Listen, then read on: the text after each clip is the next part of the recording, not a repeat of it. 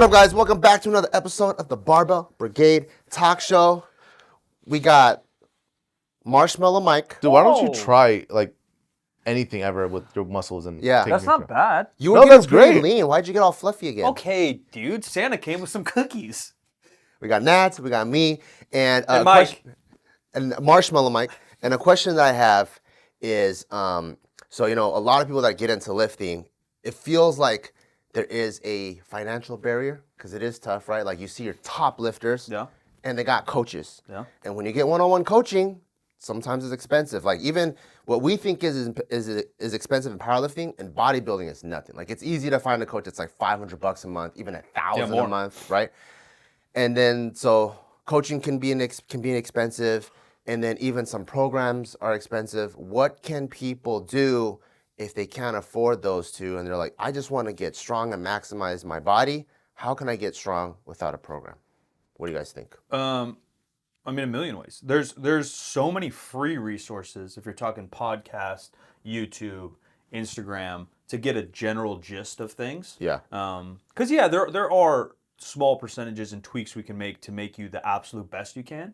But if you lift weights, sets of 1 to 5 consistently, 3 times a week, you're gonna get stronger. You eat a little bit of protein, you sleep a little bit, you're going to get better. When you're at the very top or you've been training 5 years, we need to refine things. But I also think as much great information there is on the internet, it becomes a little too confusing. The basics still work. You want me to hear what my cheat sheet answer is? Yeah. My cheat sheet answer is you find your favorite influencer Yeah. that does I post my workout daily. Yeah. And just then follow. watch a week and just make sure they cover all the body parts. Because And do the sometimes for same clicks way, and views. Yeah. same way as they do. Exactly. So if they start off with warming up with 500, just put 500 on the overhead press and see if you can unrack it. No, but follow and then see what if they cover generally like the whole body, like legs, push, pull, whatever in the whole week, you can just do that and they'll put sets and reps and rests and all that. Just put that in there. They'll even give good cues and just repeat that over time and just start with like a RPE 5-6 and just slowly add weight over time. And that's a very visual way. You don't have to download any PDF. You don't have to write shit down, and you can just keep track. Same with YouTube. Everyone's doing full workouts and showing you what's going on. It is interesting how you bring up how expensive it is, but like if you compare it to other hobbies, let alone healthy ones, because a lot of hobbies aren't healthy, it surprises me how little people are willing to spend. I think what it is, it's pulling the sport up from what people thought it was meant to be. Yeah, maybe. Like for example, if you get into surfing, right? You're like, oh shit, people have surfboards. That thing's like $1,000 or whatever. But when you think back because I think the sport of lifting is so new. When you think back, you're like, dude, I remember LA Fitness was $19 a month. Right. And then so you have that, and I remember I used to lift in like old PE clothes. I used to squat in just old running shoes. And now you're like, everything is slowly getting elevated. Yeah. So my clothes, my belt, my whatever, and you're like, wait, I got into this sport because it was cheap, but the sport's getting more expensive. It doesn't like have to be. But it's still cheap though compared to some other shit. Because like $100 membership for a gym, some people it like blows their mind. But like a really good power bar can cost you $1,000. So you're coming to the gym to use a really good bar, where again at like a Fitness 19 or which whatever is still cheap compared to a really nice like basketball court. Right. Or it could be like $5,000. Or your cars, if your cars are your hobby, like that shit's so expensive and adds up so quick. Or like all the food you eat, or the cigarettes you smoke, or the vapors are ripping everything, right? Drake concert tickets. Yeah, you go see T Swifty and she's like $1,000, right? Like why Yeah, wouldn't I you think it's spend just it? priorities when you think about it. It's Yeah. like if you're gonna go eat twice, that's gonna cover the Easy. membership or the program or whatever. Easy. Yeah, and coaching and stuff probably isn't necessary. Although I'm a coach and have made money off it and have a lot of friends that are coaches, like it's probably just not the most necessary thing. I think I don't know what the exact question was, but I think most bang for your Are you buck, Republican or Democrat? Um, And which one would make a better lifter? Oh, And you have to answer now, honestly, or you're getting canceled. what I would suggest for people is to find a community, because I think that's probably going to teach you the most. Honestly, yeah. Probably faster than any YouTube, any coach, or anything you spend your money, even a college course, honestly, swear. Yeah. If you spend $20K and you go to get a kinesiology degree, if you find the right community with the right gym owner or the right coaches and you lift with them every day, I tell everybody every day I lift, like, yo, I lift at noon every day at my gym. Come, lift with me, share a bar, pick my brain. Say besides the learning aspect, right? Yeah. Say like besides the money. Say I just don't like, do I have to follow a program? Can I still make gains just by going to the gym and working out? Yeah, for sure. I'm arguably the leanest I've been at 212 pounds, and I have a very, very loose program in my head. But also at the same time, you've done it for so long. For sure. It's so intuitive. For sure. I know what to do, 100%. Yeah. But, so yeah, I think you need bumpers. You need guidelines, but you don't need a program. I would say like probably the best way, if you're like just, I want to go in the gym, just don't ever max out. Yeah. Just keep doing try not volume. to That miss. honestly is like one of the best advice. Yeah, try not to miss is a really good. Because I think when you're new, you want to always test because you're so excited. Yeah. But then it does stunt your progress. And then I think there's probably times in high school where like we're maxing out every day or every other week just to see, like, oh, fuck, that guy just benched 190. I agree. You know, and everyone just starts going ham. There's a big difference, and you don't know it as a beginning lifter and even advanced lifter. There's a big difference between maxing out and going heavy. You can go heavy very often, but you can't and probably shouldn't max out ever. Even at a meet, there's not a lot of reasons to max out because it's going to affect, right? You max Other out. lifts, yeah. You're going to max out on your squat. It's going to mess up your bench, even your deadlift. So going heavy means that you're pushing yourself, but that doesn't mean you're missing. That doesn't mean you're failing. And even now, you know, like all the TikTokers talking about, you got to work to failure to grow muscles. Like, yeah, but not really. Even the evidence. Failure is different in powerlifting than bodybuilding. It is. And even in bodybuilding, though, evidence shows you have to be like within like 3 reps of technical failure to still stimulate hypertrophy. So like you don't have to go balls to the wall. You just have to go hard. Yeah.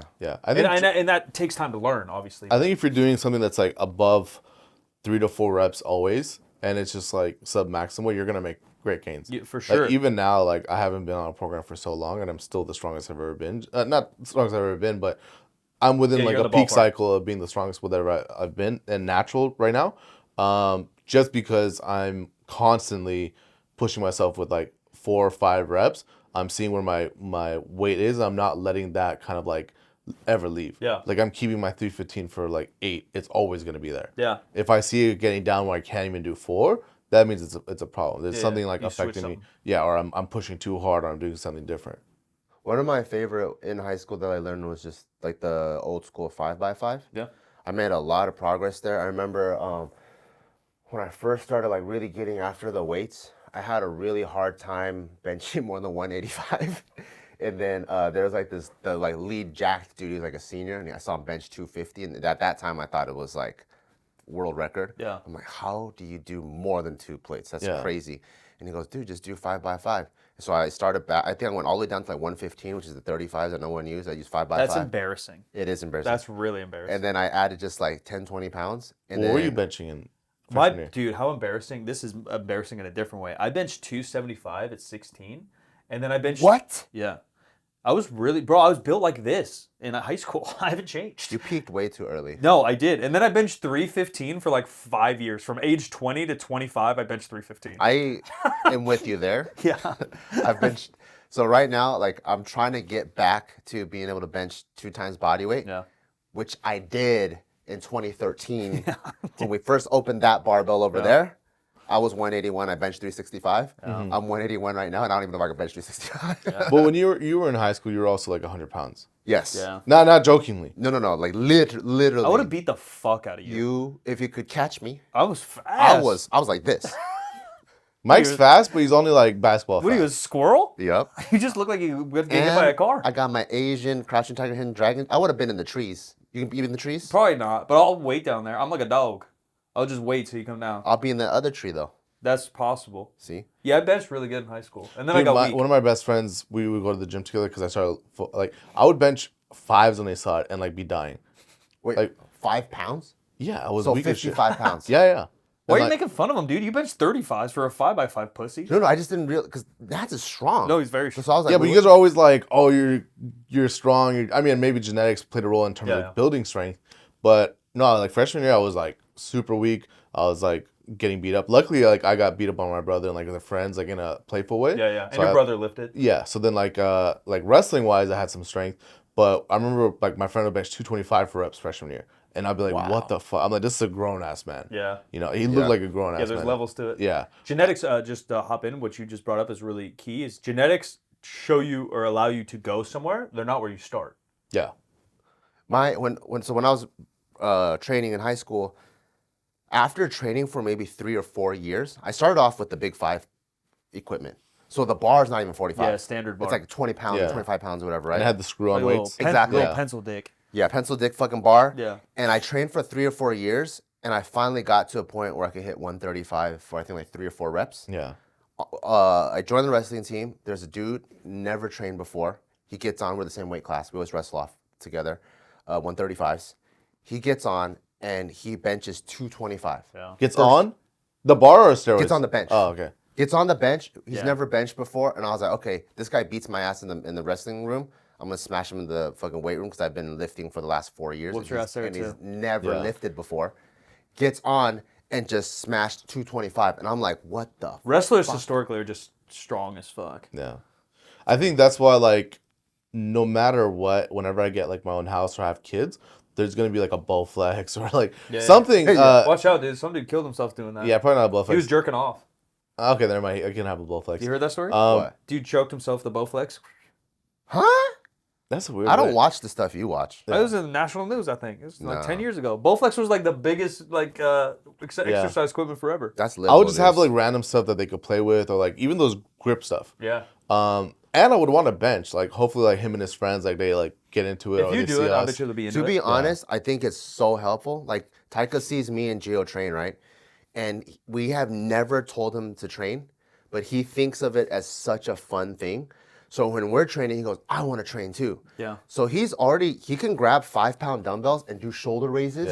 And he's this tall. Yeah. He can grab fucking like a 30-pound dumbbell and technically do like a suitcase? Where you're just walking. walk around. Walk around one-sided. I'm like, dude, and he's 5? This is crazy, dude. All my favorite like lifters or people to watch back in the day were in their like dungeon garages. Or who was the guy? Was it Pete Rubish? I love his like, videos. It was He so would cool smash seeing. the weights and you see the dryer and wash. And it was always my favorite thing Eminem. to watch, like Midwest people or like people from the other side of the country, because they had like the space for it or whatever. And it's They got just basements. yeah, I'm like, dude, every day. Because remember when we leave the gym, we'd be like, even we're at a restaurant, we're like faking our form or checking our squats and stuff. If you had that at your house, you constantly like. If I was a kid, I'd be in there all day. Yeah. I would watch my videos and then like just check form and do that stuff. And I feel like that would probably help me a lot. For sure. And it's something that I could probably do with like maybe less than $500, get a set. Yeah. I think it goes down to, the culture and like community you grow up on. Yeah. Well, like, at least, because then you'll enjoy it. You'll learn faster. You'll enjoy it.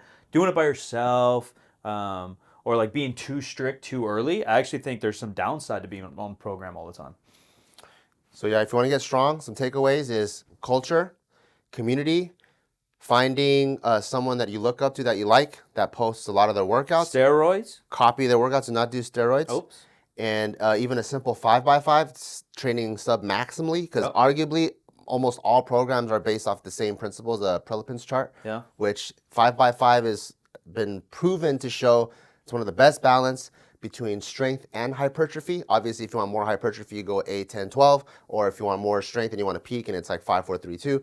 But 5x5 generally, if you just take that and you can do almost anything with that. Skull crushers, Don't jerk calves. off. Don't jerk off with exercise equipment. Bowflex around the neck is not a good idea. Yeah, I've heard that doesn't end well. See you guys next time.